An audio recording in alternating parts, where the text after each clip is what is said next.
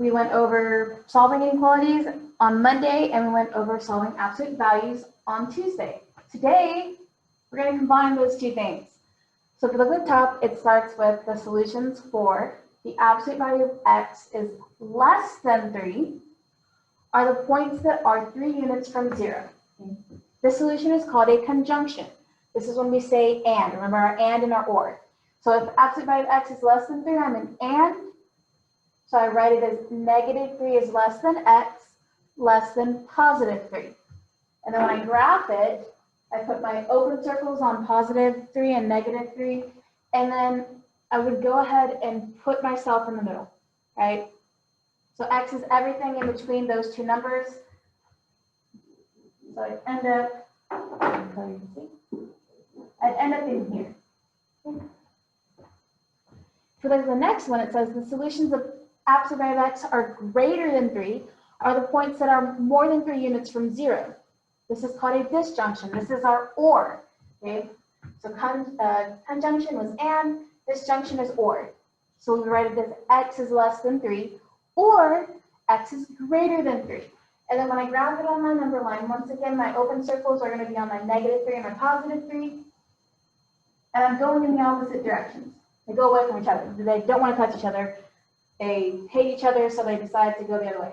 Okay? So we're going to go ahead and do some examples. So let's look at example 1. I have the absolute value of 2x plus 1 is greater than 5. I have my greater than, which means I'm a disjunction, I'm an or. Okay? So what I'm going to do is I'm going to rewrite it just like at the top, but this time my x is this entire thing right here. So I get 2x plus 1 is going to be greater than 5, or 2x plus 1 is less than 5. And I have to solve both of these, okay? So we're going to solve them one at a time. You can solve them at the same time if you'd like. We're going to solve them one at a time then. First step, subtract 1 from both sides. My positive and my negative 1 cancel out. I have 2x is greater than 5. Last step, divide, whoops, got to subtract my negative 1. So 5 minus 1 gives me 4. Then I can divide. 2 divided by 2 is 1. 4 divided by 2 is 2. So again, x is greater than 2. So that's the first part. We still have that second part to do. So I'm going to look over. I have 2x plus 1 is less than 5. Sorry. That should be a negative 5. And there should be a negative up here. On the paper, it didn't go through. So I should have 2x plus 1 is less than negative 5. Don't make my mistakes, okay? Still subtracting 1 from both sides. 2x is less than negative 5 minus 1 gives me a negative 6. Last step, divide by 2. 2's divide out. X is now less than negative 3. Okay? So I have x is greater than 2, or x is less than negative 3. Last step, I got to graph this on my number line. So my two numbers I'm looking for are 2 and negative 3. I do not have equal signs with my greater than and less than signs, so they're both going to get open circles. So on negative 3, I get an open circle, and on positive 2, I get an open circle. Last step, we are and. So we're going away from each other. They don't like each other. They want to be as far away from each other as they can. So my graphs go in opposite directions. So ors opposite directions, ands meet in the middle. So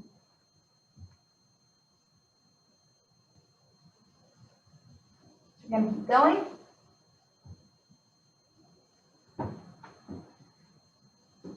Looking at example 2. So this time I have the absolute value of 3x minus 9 divided by 2 is less than or equal to 12. Okay. So I'm a less than, so I can already tell this is going to be an and.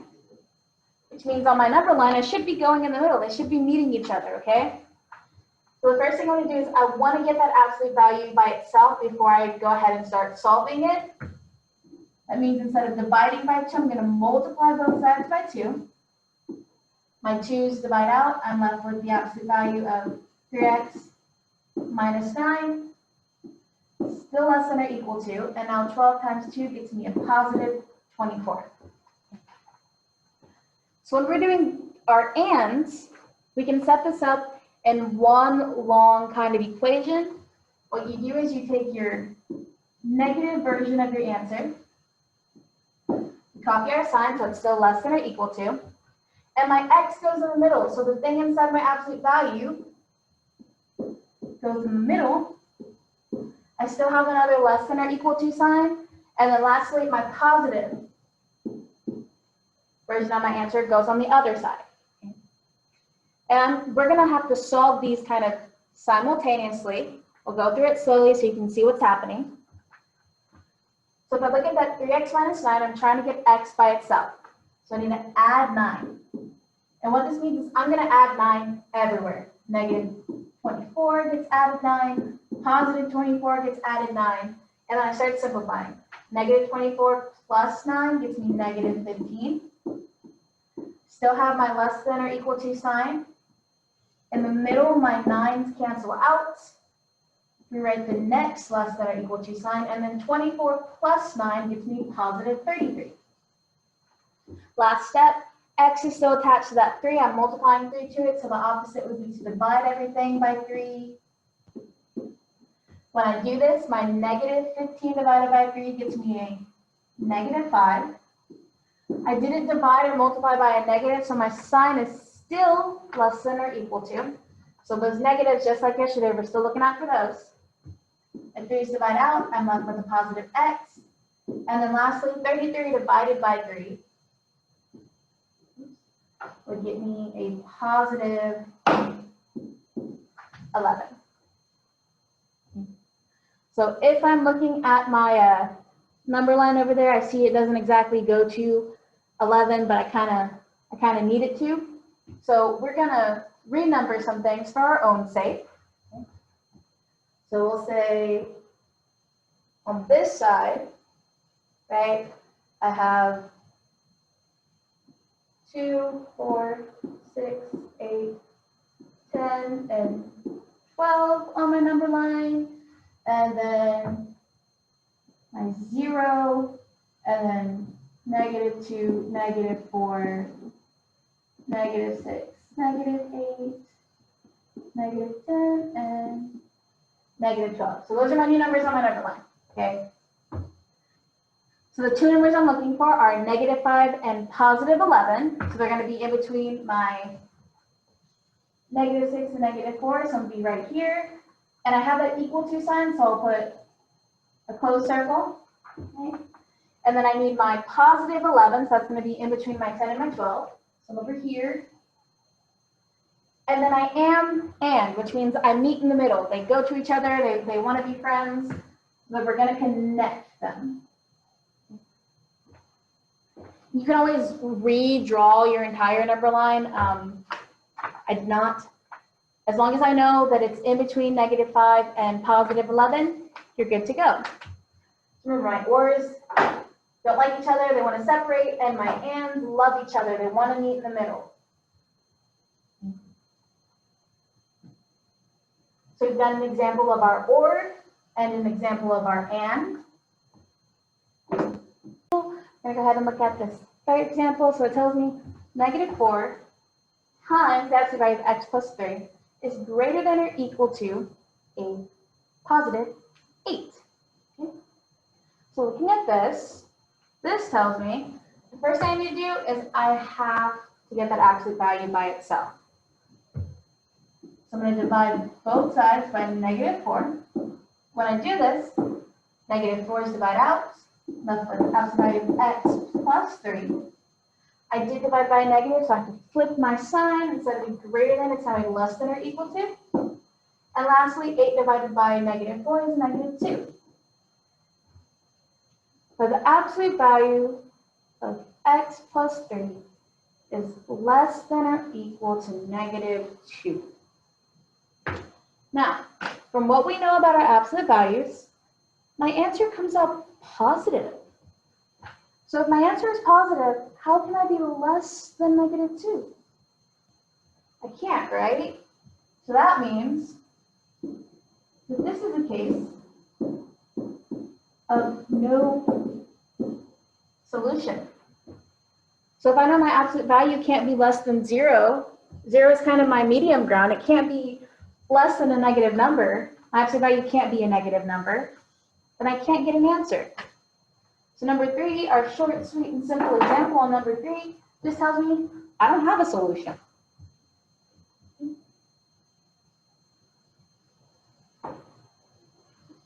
So our second page it's a concept list. It's kind of to get you used to like reading these and putting in kind of what our notations are.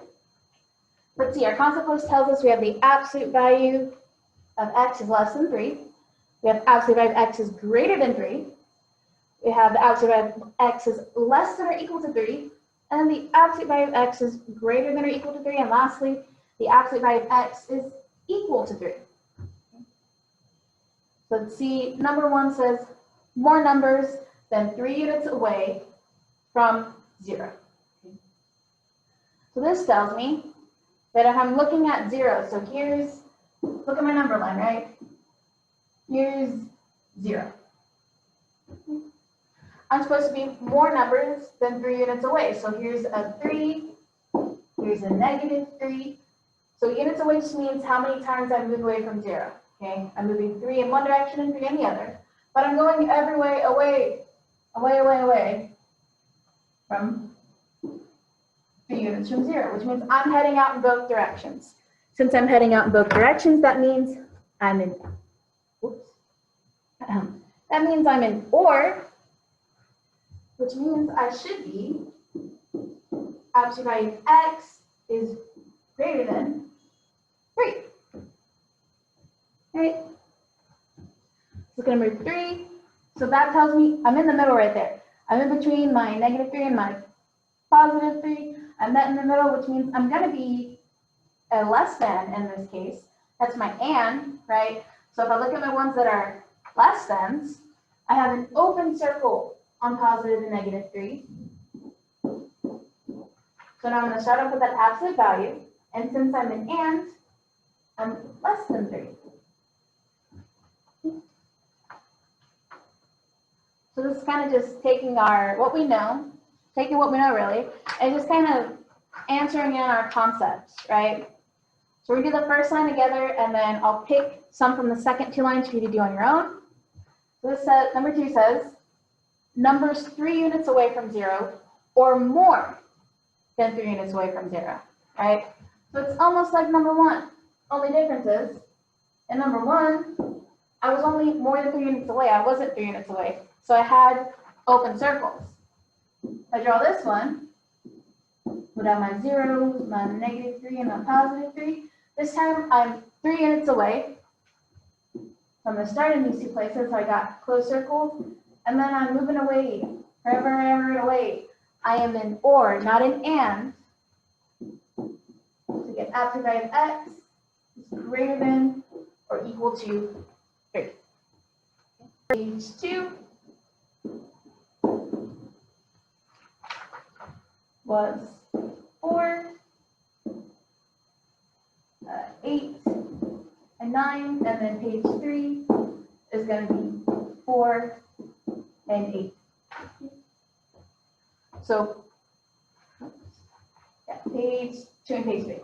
So 5 problems, shouldn't take that long. Get it uploaded and you're good to go.